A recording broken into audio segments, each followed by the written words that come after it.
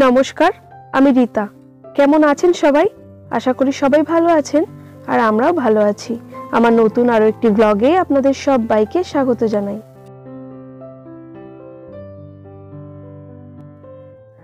আজ বেশ সকাল সকালেই ঘুম থেকে উঠে পড়েছি আর তারপরে ফ্রেশ হয়ে নিয়ে এই তো এখন চা খেয়ে নেব। আর এই চাটা এমন একটা এনার্জেটিক পানীয় যেটা না খেলে যেন দিনটা শুরুই করতে পারি না।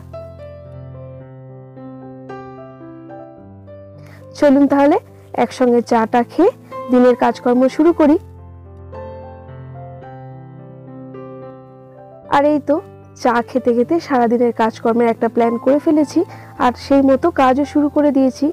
প্রথমে কিছু বাসন ছিল আর সকালবেলা যে চা খেয়েছি তারও কিছু বাসন জমেছিল, তো সেগুলোই আগে মেজে ধুয়ে নিলাম। আর তারপর বেশ কিছু শীতের পোশাক ভিজিয়েছি, কারণ দুদিন বাদেই সোনা এবং সোনার বাবার একটা জায়গায় যাওয়ার কথা আছে। তো ওর বাবারটা তো ধুয়ে দিয়েছি, সেটা শুকিয়ে গেছে।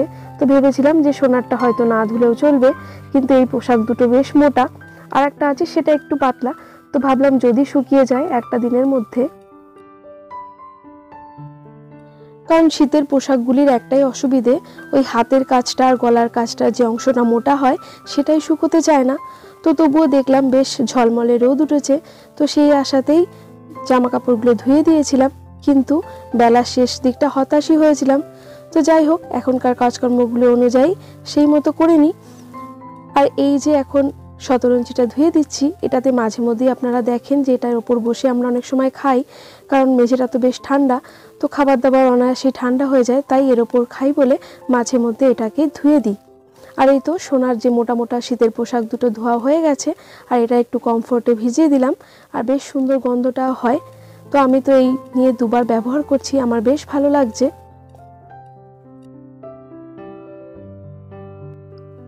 আর একটা মধ্যবিত্ত পরিবারের সকালটা ঠিক যেভাবে শুরু হয়, আজকে সেই কাজকর্মগুলোই আপনাদের সঙ্গে শেয়ার করব।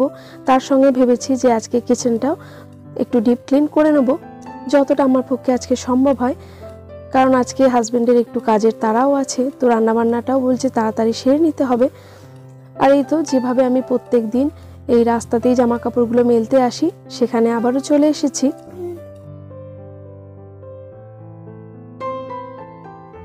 তো এইগুলো মেলছি। আর এই যে ছেলেটিকে এখন দাঁড়িয়ে থাকতে দেখছেন, এটা আমার একটা পাড়াতুতো দেওর।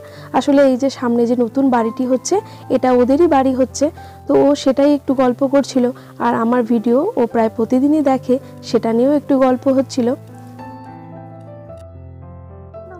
আর বেশ ভালো লাগে নিজের কাছাকাছি এলাকাতে যদি এরকম সাবস্ক্রাইবার বন্ধু থাকে, শুনেও মনটা বেশ ভালো লাগে। আর ও বলছিল যে বৌদি, তুমি প্রতিদিন এইভাবে ভিডিও দাও, দেখবে অনেক তাড়াতাড়ি তুমি গ্রো করতে পারবে। আর এই তো মোটামুটি কিছু কাজ সেরে চলে এসেছি। আর এইখানে মিনি আমার জন্য অপেক্ষা করছিল। তো জামাটা তো একেবারেই ভিজে গেছে, ওই অবস্থাতেই ওকে খাবারটা দিতে হলো।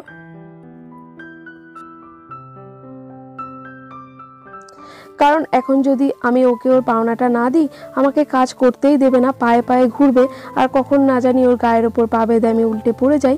তো সেই ভয়ে ভয়ে ওকে আগে খাবারটা দিয়ে দিলাম। তারপর চলে এসেছি রান্নাঘরটা একটু পরিষ্কার করে নিতে। প্রতিদিন তো এই যে কাউন্টার টপটা, গ্যাস সমস্ত কিছুই মুছি, কিন্তু আজকে ভাবলাম আর একটু ডিপ ক্লিন করবো।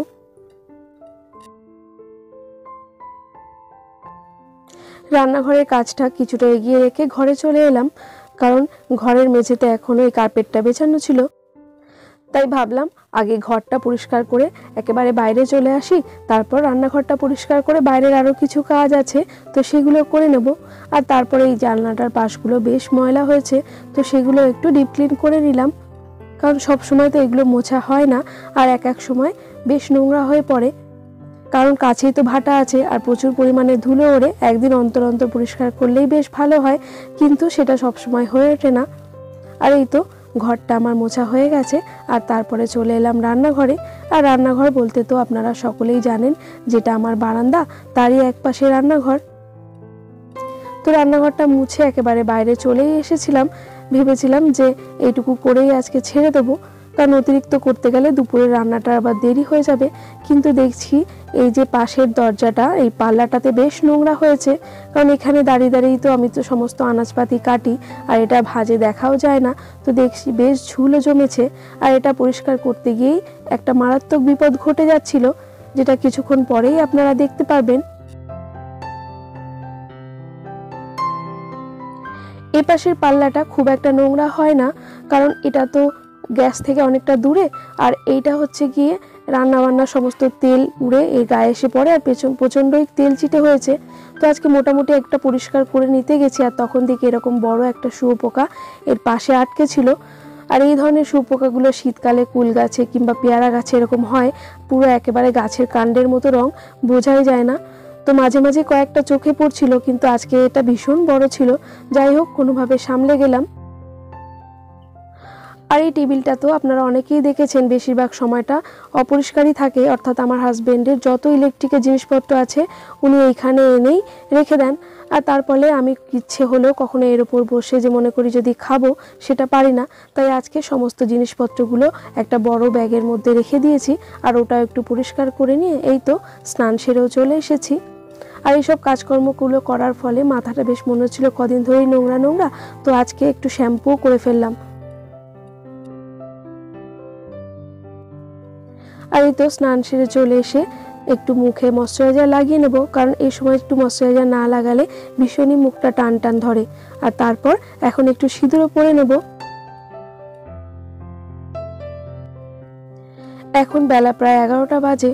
তো সেই সকালবেলা যে চা খেয়েছি আর কিছু খাওয়া হয়নি, আর সোনা তো একটু ঘুম থেকে উঠতে দেরি করেছে, আর তারও সেই চা ছাড়া আর কিছুই খাওয়া হয়নি। আর হাজব্যান্ডকেও আজ টিফিনটা এখনও কিছু করে দিইনি, কারণ গতকালের বেশ কিছুটা ভাতও আছে, তরকারিও আছে, তো ওইগুলোই ভাবছি গরম করে দেব। তো ফোন করেছে আসবে বলে, তাই একটু তাড়াতাড়ি করছি। তার আগে ভাবলাম এই মাথাটা যদি এখন একটু মুছে আঁচড়ে না নিই, তাহলে সারাদিন এরকম একটা ক্ল্যাচার দিয়ে আটকানোই থাকবে, চুলটা আর আঁচড়ানো হবে না। তো যে সময়টুকু আছে তার মধ্যেই এসে আগে মাথাটা পরিষ্কার করে একটু ঝেড়ে নিচ্ছি। আর আজকে না একটু কন্ডিশনার লাগিয়েছিলাম, তো অনায়াসে চুলের জটটা বেশ ছেড়ে যায়। একটা সময় এমন ছিল এই চুলের স্কিনের কত যত্ন করতাম, চুল যাতে ভালো থাকে তার জন্য কত রকমের কত ইউজ করতাম, এবং চুলটা সত্যি খুব ভালো ছিল আমার, এবং স্কিনেরও প্রচুর পরিমাণে যত্ন করতাম। কিন্তু এই সংসারের চাপে পড়ে এই সমস্ত কিছু একেবারেই ভুলে গেছি। আর এই তো দেখুন, আপনাদের সঙ্গে গল্প করতে করতে হাজবেন্ডও চলে এসেছে। চলুন তাকে এবার খেতে দিই, কারণ সেও তো অনেকটা সকালবেলা উঠে বেরিয়ে গেছে, আর প্রচণ্ড খিদে পেয়ে গেছে। তাই আর কোনো কথা না বলে তাড়াতাড়ি চলে আসলাম খাবারটা দিতে। তো ভাতটা তো আগেই গরম করতে বসিয়ে দিয়েছিলাম, আর বেশ সুন্দর একেবারে গরম ভাতের মতো ঝরঝরে গরম হয়ে গেছে।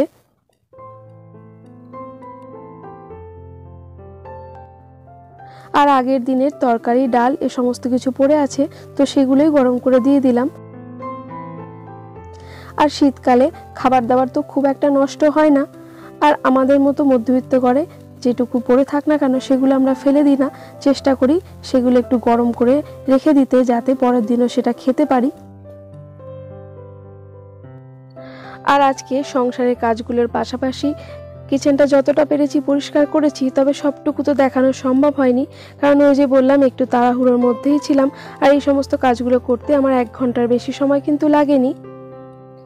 তার পাশাপাশি ঘরের আরও কাজও তো করেছি, সেগুলোও তো আপনারা দেখেছেন।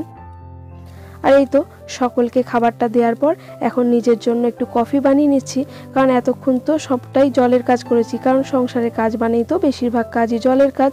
তো এখন একটু মনটা ভীষণ চা চা করছে, তবে এখন আর চা খাবো না, একটু কফি বানিয়ে নিলাম। আর এই কফিটা খেয়ে নিয়ে তারপরে পুজো দিতে যাব।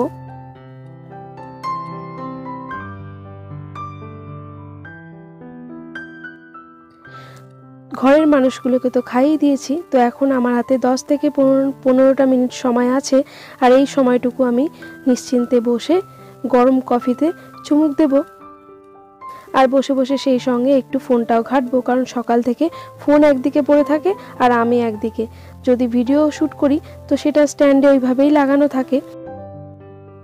আর এই ফোনটা এমন একটা জিনিস, যদি মনে করি যে 5 মিনিট দেখব, কিন্তু দেখতে দেখতে কখন যে আধ ঘন্টা পেরিয়ে যায় বোঝাও যায় না। আর এই সকালবেলা এটাই হয়ে যায় মারাত্মক ভুল, কারণ ওই সময়ে আধ ঘন্টা চলে যাওয়া মানে অনেকটা পিছিয়ে পড়া, তাই না?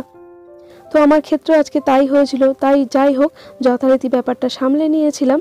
আর এই তো মায়ের কাছে চলে এসেছি মাকে পুজো দেওয়ার জন্য। আর এই ফুলগুলো আমি বাজার থেকে কিনে এনেছিলাম, কারণ গাঁদা ফুল তো আমাদের মাকে পুজোয় দেওয়া যায় না, তাই একটু রজনীগন্ধা, একটু দোপাটি এই সমস্ত কিছু নিয়ে এসেছি। আর মাকে এখন সুন্দর করে শৃঙ্গার করে নিয়ে ফুল দিয়ে সাজিয়ে দেবো, আর তারপরে নিশ্চিন্তে পুজোটাও দিয়ে নিচ্ছি, কারণ আজকে রান্নার ঝামেলাটা একটু কম আছে। আর কেন যে কম সেটা একটু পরেই বুঝতে পারবেন। বন্ধুরা, আমার আজকের ভিডিওটি আপনাদের কেমন লাগলো একটা কমেন্ট করে জানাবেন। যদি ভালো লাগে একটা লাইক করবেন। আর এই ধরনের ভিডিওগুলি যদি আপনারা প্রতিনিয়ত দেখতে চান তাহলে চাইলে আমার চ্যানেলটি সাবস্ক্রাইবও করতে পারেন। আর যারা যারা তা অলরেডি করে ফেলেছেন তাদের অসংখ্য ধন্যবাদ। আর এই তো মায়ের পুজো দেওয়াও কমপ্লিট হয়ে গেছে। আর মাকে কি সুন্দর লাগছে না দেখুন।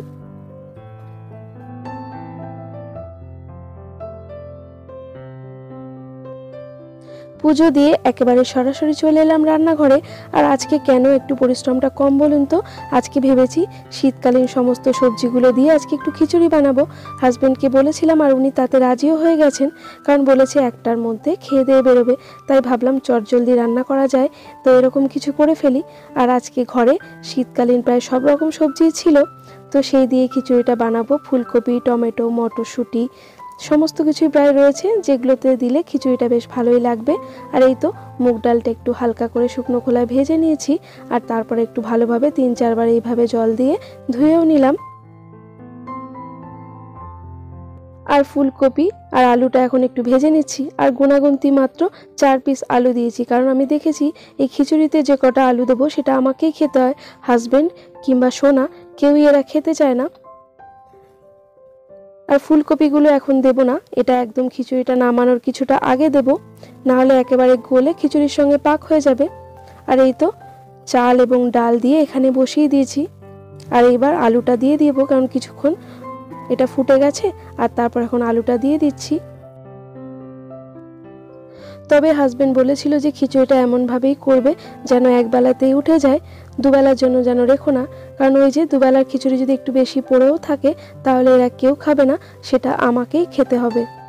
আর আজকে তাই তো সেই মতনই করেছিলাম জানেন, একেবারে ঠিক মতো হয়েও গেছিল। আর খিচুড়িটা কিন্তু খেতে দারুণ হয়েছিল। আর তার সঙ্গে একটু বেগুনও ভেজে নিলাম। তবে সোনা তো বেগুন ভাজা খাবে না, তার জন্য একটু পাঁপড়ও ভেজে ফেলতে হবে।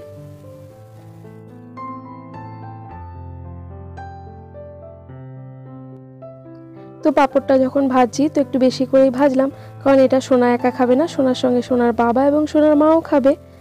আর এই তো পাঁপড় ভাজা হয়ে গেছে, বেগুন ভাজাও কমপ্লিট। তো এবার 3 জনা খেতে বসে পড়বো, কারণ একটার মধ্যে হাজবেন্ডের একটা ভাড়া আছে, তো সেটা নিয়ে উনি বেরোবেন, তাই খাবারটা একটু তাড়াতাড়ি করে নিচ্ছি।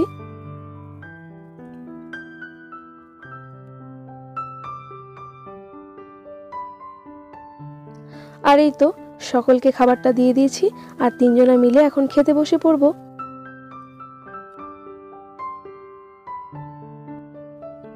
আর শীতকালীন সবজি দিয়ে খিচুড়িটা খেতে কিন্তু বেশ ভালোই লাগে, তাই না?